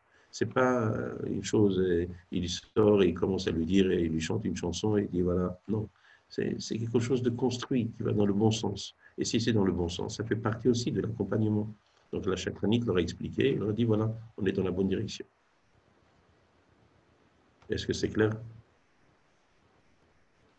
Oui, c'est clair. C'est quoi la question qui vient d'être posée, Mechila? Alors, je vous la lis tout de suite. Bon, c'est aucun rapport, c'est pas en rapport avec ce que vous avez dit.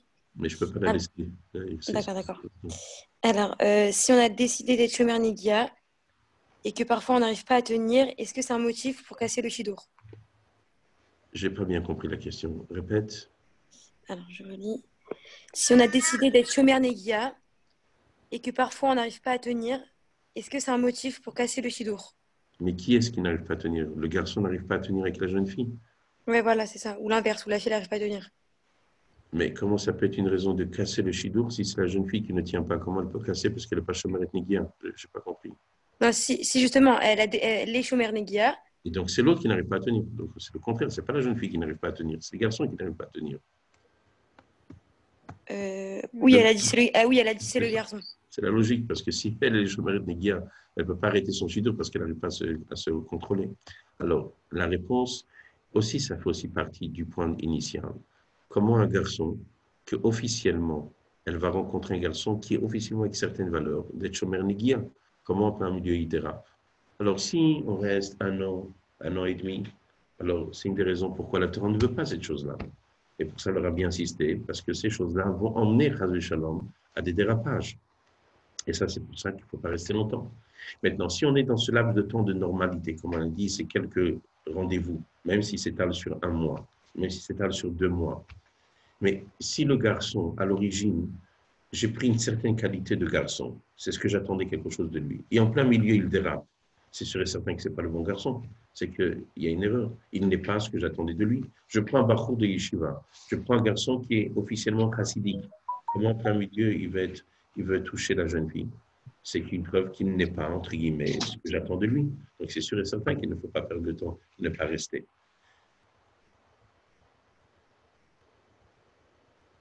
C'est clair?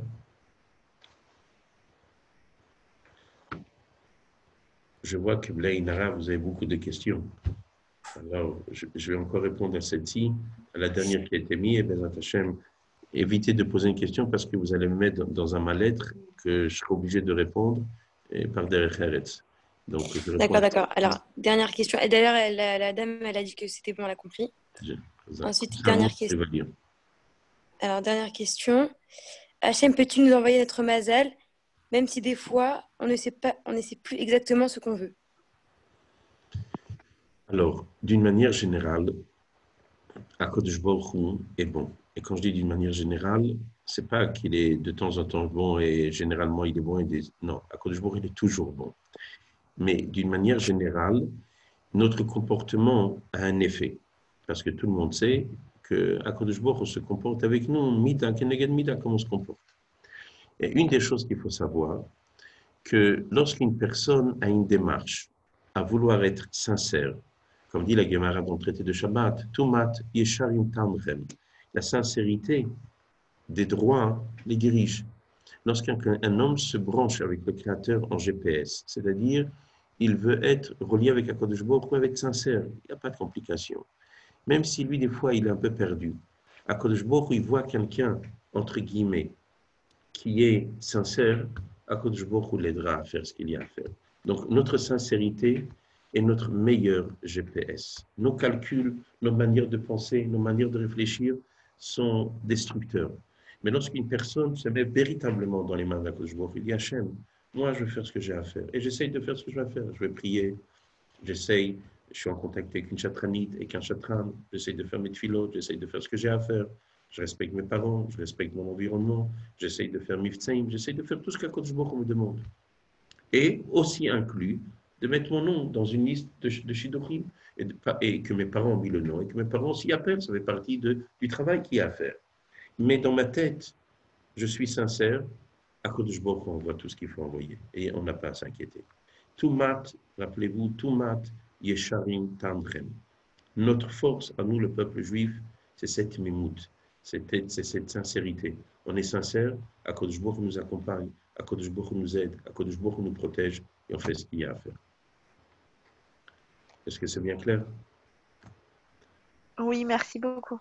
Donc, Bezrat Hashem, ce qu'on va faire, c'est qu'on va vous laisser vous reposer un petit peu. Et Bezrat Hashem, peut-être vous avez un autre sur autre chose. Et si une autre fois je peux aider, avec grand plaisir. Bezrat Hashem. Super, merci beaucoup, Rav. Plaisir, une grande atzlacha, mesdemoiselles, que vous ayez une grande atzlacha dans tout ce que vous allez entreprendre, Bezrat Hashem. Un bon mariage pour chacune d'entre vous, avec un garçon qui sache vous respecter, vous apprécier à votre juste valeur et qui vous tire, Bezrat Hashem, vers le haut, et que celui qui va vous marier, Bezrat Hashem, ce sera le Rabbi, qui sera Mesader Kiddushin. Amen, va amen. Beaucoup d'atzlacha dans tout. Kol tout. Amen, merci beaucoup. Kol tout.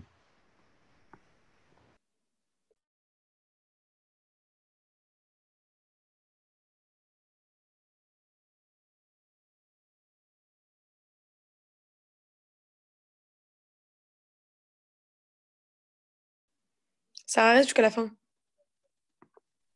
Ouais. Qu'on débriefe. Yantel, t'as assuré. Lol. Razak. Allô Razak, je sais pas comment t'as fait. Je suis à bout de souffle. Mais allô, derrière mon écran, j'ai super honte. Oui, ma gueule. Mais t'inquiète, Sarah, c'est pas toi, de toute façon. Enfin, c'est pas lui non plus, hein, mais c'est moi.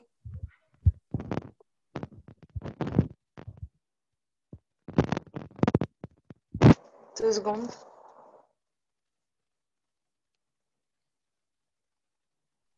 Si tu veux rester qu'entre vous, t'as qu'à virer les gens. C'est ce que je suis en train. Je peux plus. Ah ouais, ça me tue de rire. Bon, allez, je vais vous laisser. Bisous. Allô Yantel, je suis en train d'enlever tout le monde, regarde. Salut, Sterky. Ouais, je suis en train de voir. Je vais laisser Jess. Ouais, Attends. très bien. Exclure. Je suis très gênante. Je t'en peux plus. Supprimer. Et hop. Gata. Allez, mais sortez. J'ai l'impression qu'ils forcent. Ça y est, c'est fini. Il n'y a plus de rave là. Allez, Regarde. iPhone, admettre, non. tout ça, par contre. Allez, supprimer. Hop. Jess, t'en penses quoi? D'accord. Super. Très enrichissant, Jessica. Je peux pas. Ah voilà, c'est bon, il n'y a plus personne. Attends. Voulez-vous supprimer iPhone? Ah oui. J'ai mal au crâne, je peux pas. Attends, il reste la Raya. Attends, faut supprimer Raya. C'est qui Raya, frère? Ça Je marche sais pas pas. quand on est dessus, t'as vu? Ouais. Attends, je la mets en salle d'attente. Ah voilà. Voilà, c'est bon. C'est bon. Ok. Le mec, j'avais plombé. Frère, avec Shannon, on s'est envoyé des messages, je lui dis, mais allô, il va te la fermer? Je sais pas. Et tu dis quoi, Shana? Je sais, il m'a dit, mais attends, moi je suis partie du Zoom, il m'a foutu les nerfs, on le reprend plus jamais, ça va pas quoi. Ah, mais je te jure, j'étais gênée, frère. Allô, il va se calmer. Je sais pas, je m'attendais pas à voir ça. Non, mais, Hyper- non, mais il me hyper cou- intéressant. non, c'était intéressant, mais il me coupait la parole en mode euh, attends 2 secondes, je termine de parler, genre. Mais T'as il des était quêtes. grave blata. Grave blata. Non, mais lis les questions des filles. Non, mais je comprends pas. Non, mais j'ai le temps. Ferme ta bouche, s'il te plaît. On sait que t'as le temps. M'a tué. Non, ma fille. Hein.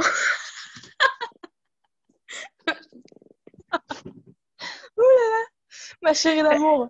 T'as des quêtes. Ah, ça y est, Sarah, je t'appelle, t'as des quêtes. Non, même pas. Je peux pas y croire. Je vais pas y croire. T'as des quêtes grains. Et Paola qui crie là, comme ça. Oui, scandale, ok. Attends, mais l'autre, elle voulait pas s'arrêter de parler. Il fallait lui... Elle m'a tué, mais je lui ai dit arrête, il y a des filles qui veulent poser des questions et tout. Elle m'a dit oui, mais j'ai beaucoup de questions, donc Tu sais que quand tu lui as parlé, cette meuf, c'est une fille qui se vexe grave. Et genre, quand tu lui as parlé, j'ai senti sa voix, j'étais pliée en quatre, vraiment. ah bon, voilà. Non, mais arrête. Elle se vexe Ah, pour ouais. rien. Genre, la dernière fois, elle m'a demandé, elle m'a dit, est-ce que tu peux faire Soir Morgane avec moi et tout. Et genre, j'avais pas trop envie. Parce qu'il y avait trop de trucs. Et je lui ai dit non. Et après, elle m'a dit, quoi, c'est comme ça que ça se passe, tu veux pas faire Match Israël et tout. Elle s'est vexée alors que j'ai rien dit. Là. Oh là Elle se là. vexe. Voilà. Du coup, Écoute, enfin, la pauvre, mais elle monopolisait tout, genre. ouais, exactement. Elle a Quel pris le genre. temps de genre, j'avais envie de lui dire, les séances de psy, c'est plus tard. Ah non, mais je lui ai dit après en privé, je lui ai dit si tu veux, je t'envoie son numéro, comme ça tu le poses en privé. Mais arrête, tu l'as dit ça. Non, moi je lui ai dit ça. C'est une... Non, mais comme ça, elle a ses réponses, mais. Mais c'est trop drôle. Non, T'as mais... vraiment cru que c'était un dermato, quoi.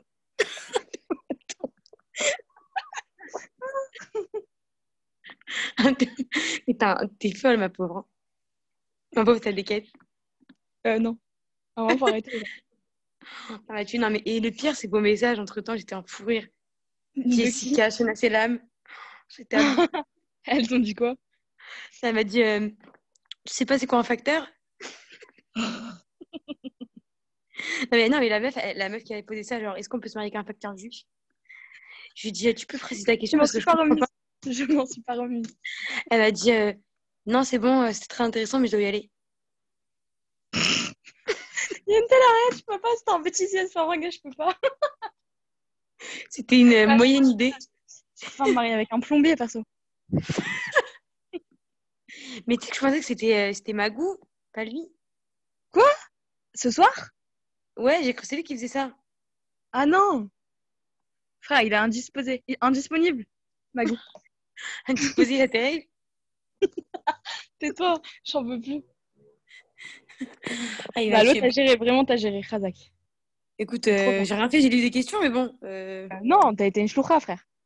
D'accord. Oh, mais sérieux. Bon, si tu veux, à refaire, mais voilà. Il y a quelqu'un Avec d'autre. une autre personne plus gentille. Ouais. Et je me Non, renseignerai il sur a- la... non, C'est bien gentil, c'est le mauvais. non, il est adorable. Non, mais vraiment, il répondait super bien aux questions. Mais il était Non, c'est maladroit. une tête, le mec. Tout le monde me disait, il est maladroit, c'est vrai. Oui, voilà, ok, maladroit, mais c'est dur. Ah ouais, il m'a tué. Moi, je trouve ça dur comme question. Je vais prendre le CV la prochaine fois, ok? Ah ouais, super. Et attends, il t'a dit quoi par rapport au chèque? Il t'a dit oui? Ah bah non, je ne l'ai pas demandé encore. Il faut que je lui parle. Ok. On va lui mettre les idées au clair. On va aller le voir à Vincennes. Allô, exact. Vraiment. On va venir chez lui. C'est quoi son prénom? Youssef. Youssef. Alors vas-y, Youssef. On tape à ta porte. Allez, c'est parti, frère. C'est voir ta tête, s'il te plaît? Non, mais attends, je vais te montrer, mais c'est pas la folie. Je suis dans le noir, en fait. Ah d'accord, tu dors? Bonsoir. Ah bah oui, 22h23. Non, je suis dans mon salon actuellement. Oh, je me suis fait piquer. Elle me gratte. T'es noir, t'es noir. Un Mais barbecue. quel noir, frère? Oui, je suis dans le noir, ouais. À la maison, il brille. Barbecue, frère. Vas-y, montre ta tête, toi. Attends. Ah mince. Oh, Faut le mettre sang des- avec tes lunettes. Ah, tu vois, j'avais vu des lunettes. Ah ouais. Ça y est. Malo, On frère, voit je tout vois noir, plus là, rien. des lunettes. Je suis dans le noir, moi aussi. La lumière, elle veut pas s'allumer. Ça me tue. Attends.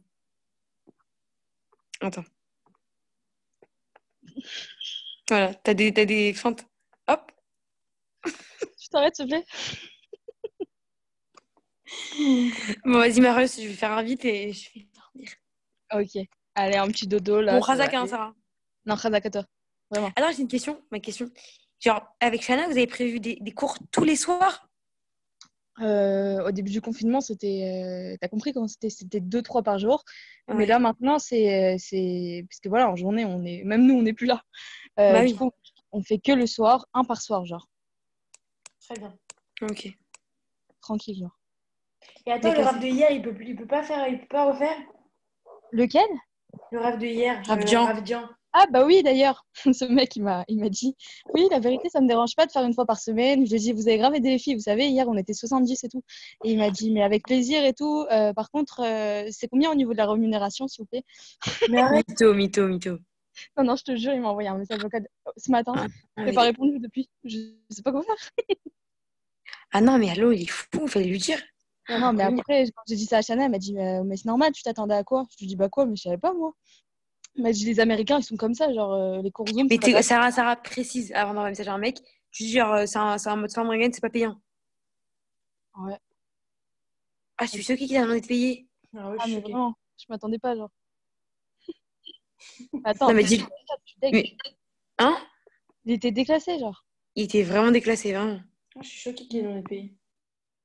Vraiment. Mais réponds-lui, justement, tu lui dis, ah, j'étais pas au courant que c'était qu'on devait vous payer. Genre, Ouais. je suis avec une. Alors, tu lui expliques le matin, genre, je suis une jeune fille qui s'occupe. Tu sais, tu fais un peu de ménique, genre, comme ça, il te laisse. Ok.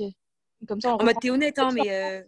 Dans sa note vocale, il m'a dit en gros, généralement, la Shlichut, le rabbi disait que voilà, genre, c'est pas que gratuit, il faut être payé en général. Il faut être payé pour ce genre de choses. Ouais, mais. Ok, mais il faut prévenir à l'avance, frère, il est fou. Frère, il va te demander 200 euros. T'es pas prête? T'es sérieuse? Non, je rigole, mais. J'imagine en plus. Bon, bah. On va Et attends, essayer et Rafinson, il a quel niveau? quel niveau? Je me suis tapé un petit Beat Lara. Il m'agace, En vraiment. fait, il m'a dit qu'il était. Il m'a dit quoi? Non, cette Ouais, semaine, il a dit qu'il était Yeshiva. et tout ça. Là. Ouais. Mais sinon, c'est pas tous les soirs. Ah, mais grave. Et après, je lui ai dit, ouais, mais alors vous avez un autre soir et tout ça. Il m'a dit, de bonnes nouvelles. Je peux pas. Attends, mais vas-y, en cours, je vais lui demander parce qu'il fait le malin. Ouais, vas-y, c'est mieux devant lui un cours. Dis-lui, il va Comme ça, graver on voit sa réaction en live. bronzé fond du ski, frère. Mais d'où tu connais ça, toi? Bah écoute, il y a la télé là, à cette heure-ci. Bah attends, dis-moi, t'as pas une autre Tellement idée nul, ça me fait vraiment- Ah, si, un rap trop bien, un rap Alimi, Alimi? de Créteil. Non, pas une Nathan. Pas mot de vie. Non mais stop, Grave, moi, elle est traumatisée. moi j'en peux plus Non, des mais mots de n'empêche, vie. c'est que le cours. Tous les Alimi, j'en peux tu sais plus. que- C'est 2 € le prix d'un, je crois. Mais tu sais que moi, j'ai grave aimé le cours qu'il a fait, la don de soi. Ah En ouais? vrai. Ouais, c'était trop bien. Ouais, c'était clair. Pour une fois que c'était clair, je comprenais un truc. MDR, je sais pas, moi j'ai pas suivi. Mais Frère, tu bloques le son quand il y a des souris? tu me dis quoi? Tu bloques le son quand il y a des shiurim ou pas? Ou quoi? Ah ouais, je suis pas du tout concentrée pendant les shiurim Zoom. C'est pas possible. Déjà en classe, je suis à moitié concentrée. Si tu veux que je sois concentrée sur Zoom. Ouais, je comprends. Ouais, c'est très dur quand même. Hein. Non, pas Alimi Jonathan. Alimi Rachamim Rahamim. de Créteil. Ok. Euh, Bah du coup, passe son num, on l'appelle, on le truc, on le traumatise, on fait quelque chose. Ouais, lui déjà. Et après, on Ouais. peut demander à Raval Tabé de Marseille. Ah ouais, trop bien. J'ai bien écouté. On peut demander à. Attends, je sais qu'il y a fait Israël qui ça peut être sympa. Je sais qu'il a fait Israël, toi. Quoi? Tu m'as parlé? Tu m'entends? Ouais. Ça fait une heure que tu parles. Tu m'as dit quoi? C'est un bug. Tu m'entends? Ah oui, attends, mais... Non, j'ai dit... Oui, je t'entends. J'ai dit, c'est qui ta vegan Israël? Comme ça, on voit un petit peu les raves. Alors, les raves, frère, c'est que des jeunes. À Saint-Mandé, il y a Altabé. Ah, d'ailleurs, il y a Altabé à Saint-Mandé, tu sais. C'est de la famille de C'est Marseille? classe. Très possible. Tous les Altabais, c'est des cousins, genre. Ah, ok, frère. Du coup, après, j'ai fait à Charenton aussi. Mais genre, c'est des jeunes, frère. On s'en fout. Ah ouais? Au contraire, c'est sympa, non? Ouais, ok. Mais genre, tu vois, style les Vusans, Raph Selnik et tout, tu vois, ce genre de délire. Ils ont 30 ans, quoi. Ah, mais même, c'est pas grave. En mode, tu sais, ils nous font des cours sur. Toi, un jeune qui nous parle de Aslak Bisman, c'est pas grave sympa. Ouais, ok, je suis d'accord. Tu sais, genre, ils nous mettent genre la touche fraîche, genre. Ils nous parlent du concret. La touche fraîche. Je suis d'accord. Ouais, grave, grave. La touche fraîche. Non, non. Putain. La douche fraîche. Non, mais va dormir, toi. Va faire un sommeil. Je pense que c'est l'heure, il est 22h30, les filles, c'est pas Ça, possible. il est beaucoup trop tard, là. Oui. Attends. Allô, Raph attends, Catin, il m'a manqué. grave. Je suis deg. Je suis écœurée, genre. Mais attends, il travaille dans quoi exactement? Bah, allô, tu sais comment il est occupé, ce mec? Je sais pas comment il fait pour me répondre. Il y a un message, genre, toutes les secondes, il reçoit des messages des gens. C'est un mec qui est au téléphone tout le temps avec les gens et qui aide les gens. Et voilà, il a pas un temps pour lui, le mec. Je sais pas comment il fait. Ouais, je crois que c'est un coach de couple. Ouais, je crois. Je crois aussi. Comme sa femme, non? Ouais, exactement. Ils font le même truc. Mais à ce qu'il paraît, il est prof, non? Ouais, il est prof au Rider dans le 19e, je crois. Au fridaire? Oh, quel kiff, la chance. Mais non, il a les filles. Hein? Il a les filles, à un moment donné, il a dit. Moi, je dis à mes élèves, non, non, non, non. Il a les garçons. Ah ouais? Je crois qu'il a les deux, ouais. Allô, je veux trop l'avoir en prof. Pourquoi c'est des gosses qui profitent d'un mec comme ça? Viens, on dirait ravisant. Tu veux pour l'année prochaine? Ouais. Tu fais l'année prochaine? Ouais. La fofo. Mais tu sais ce qu'ils sont en train de réfléchir, genre que une fois par semaine, l'année prochaine en Zoom, quitte à guillemets, on a Rav Abichid d'Israël, mais on est en Zoom. Pourquoi faire? Je sais pas. Pour faire de la halakha sympa, genre Askip c'est un mec coté et tout. Tu vois, Abichid. Ouais, je Oui, connais. tu connais, Ouais, il est oui, très connu, Bichid. Et Ouais, du bah coup, écoute, d'accord. Je lui dis, bah si vous voulez faire des cours par Zoom, frère, prenez Rav Katan, hein, c'est bon. ah ouais, de ouf. Ma vie. Et attends, qu'est-ce qu'on pourrait demander aussi? Rav le louche, le chat. Il fait des. Le chat? Ouais, non, mais. Il a été de Parce chat. que chez nous, au Betravad, on donne des surnoms aux gens. Ah, non, ouais, d'accord. Et lui, quand il venait de commencer, quand il venait au Betravad la première fois, il faisait toujours comme ça. Parce qu'il est passé les lunettes, je crois. Tu peux respecter les gens. Du coup, on l'a appelé le chat. Ah, je peux pas. Bah vas-y, on demande au chat si tu veux. Je te ferai Ouais, rappeler. t'es classé. Ok, vas-y, je te fais une sélection, je t'enverrai. Allez, la folie. Trop bien, Ok, Khazak. Razak à toi. Allez, bisous, bisous. Allez, Ah, bisous. allô, il faut enlever Oui. l'enregistrement. Tu sais, Oh on est en train de parler, putain. non, mais c'est bon, ça, on la voit pas. Non, même pas en rêve. Je te supprime tout de suite. Yeriel, il va l'envoyer sur ton live. Je peux pas. Je suis en rire. Frère, vous nous bloquez de partout, les gens. Oh mon dieu. Non, non, viens, on supprime, je peux pas. Oui, supprime tout de suite. En plus, c'est une fille qui m'a